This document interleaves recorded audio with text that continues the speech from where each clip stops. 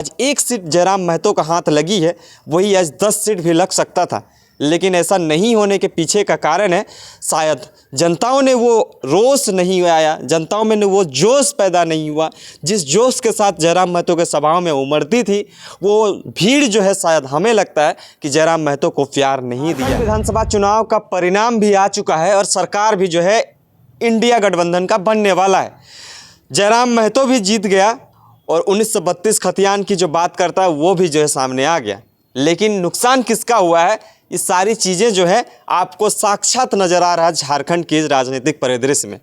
जी हाँ, बीजेपी और आजसू का पूरी तरह से जो है, जिस तरह से जयराम महतो का इस राजनीतिक परिदृश्य में एंट्री होता है और उनका जिस तरह से बीजेपी और आजसू का जिस तरह से जो चीज़ें था, जो सीटें थी, वो जिस तरह से घटकते हुए नज़र आई, घिसकते हुए नज़र आई, वो सारी चीज़ें आप लोगों तक पहुंचा चुके हैं और आप तक हम दिखा भी चुके हैं। लेकिन एक बात ये भी रहा कि बदलाव की जिस चिंगारी के लिए झारखंड पूरा ललाहित था, जिस झारखंड को बदलने के लिए मैया बहना तमाम लोग जो सड़कों पे उतर आई थी, कहाँ गया वो लोग, कहाँ गए वो लोग? क्या जयराम महतो के साथ धोखा हो गया? जयराम महतो ने 71 से 73 सीटों में कैंडिडेट उतारा था। बदलाव के लिए लोग सरकार भी बनाएंगे बोल रहे थे, लेकिन जीता तो सिर्फ एक ही सीट। हालांकि एक सीट जीतने के बाद भी लोग उतना ही खुश हैं जितने 71 सीटों में लोगों ने जो दावेदारी पेश किया था उतना ही खुश नज़र आ रहे हैं। लेकिन जिस मुद्दों के साथ जयराम महतो लड़ाई कर रहे थे, जिस मुद्दों को लेकर जो है वो सदन में जाने की तैयारी कर रहे थे, क्या वो मुद्दा जो है और भी लोगों को वो जनादेश मिला? क्या नहीं मिला। और नहीं मिलने का कारण क्या रहा, ये आपको भी भली भांति पता है। हम एक चीज़ आपको बता दें, जयराम महतो डुमरी सीट जीत गया। वहाँ पे कड़ी टक्कर के बाद जो है जयराम महतो महज 10,000 वोटों से जो है आगे निकल के जीत गए। लेकिन बहुत सारे ऐसे और भी जेबीकेएस के जेएलकेएम के जयराम महतो के साथी थे, वो भी निकलने के कगार पे ही थे।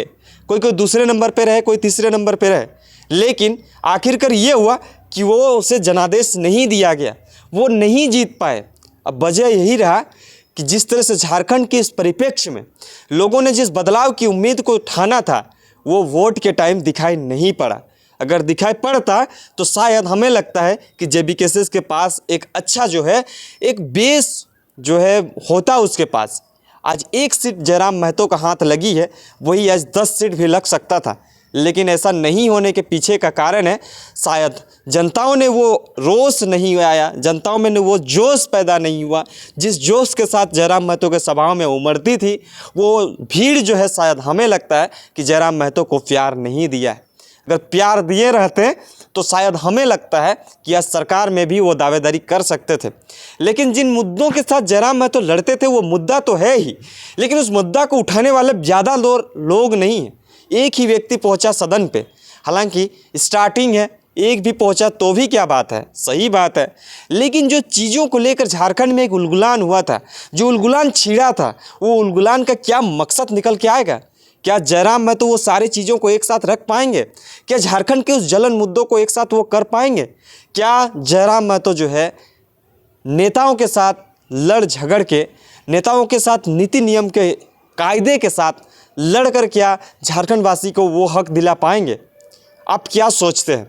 जयराम महतो डुमरी सीट जीत गया, पूरे झारखंड में जो है लहर चल रहा है।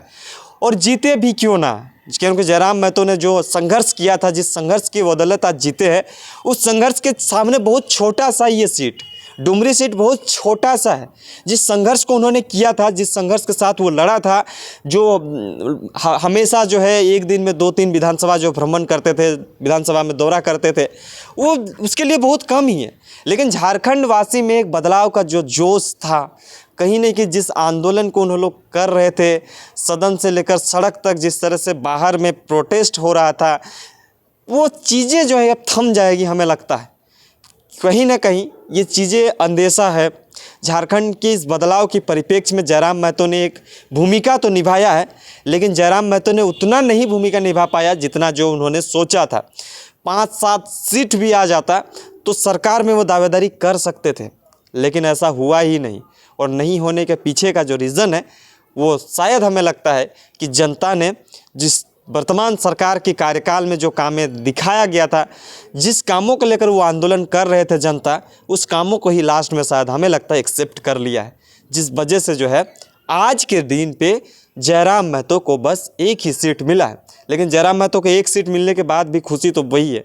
आप क्या सोचते हैं, जयराम महतो अगर सदन के अंदर जाएंगे तो क्या वही जोश रहेगा, वही जुनून रहेगा? क्या बदलना चाहिए या नहीं बदलना चाहिए?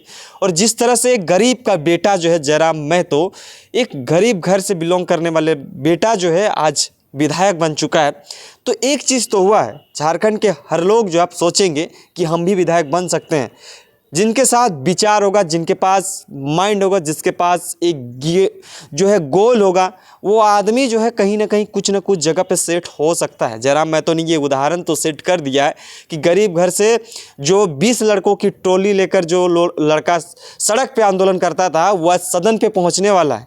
और ये उदाहरण जो है बहुत अच्छा फीड बैठ रहा है। आप क्या सोचते हैं? तमाम डुमरीवासी हो, तमाम झारखंड वासी को हमारी तरफ से बहुत बहुत बधाई हो। जयराम महतो जीत गया है। जिस मुद्दों के साथ वो लड़ रहे थे, शायद वो मुद्दा अब आपके बीच नहीं रहेगा, वो ख़त्म हो जाएगा। लेकिन एक बात ये रहा कि 1932 को लेकर हमेशा जयराम महतो आगे आए हैं। क्या 1932 खतियान के बारे में जयराम महतो अकेले सदन पे उस बात को रख पाएंगे या नहीं रख पाएंगे?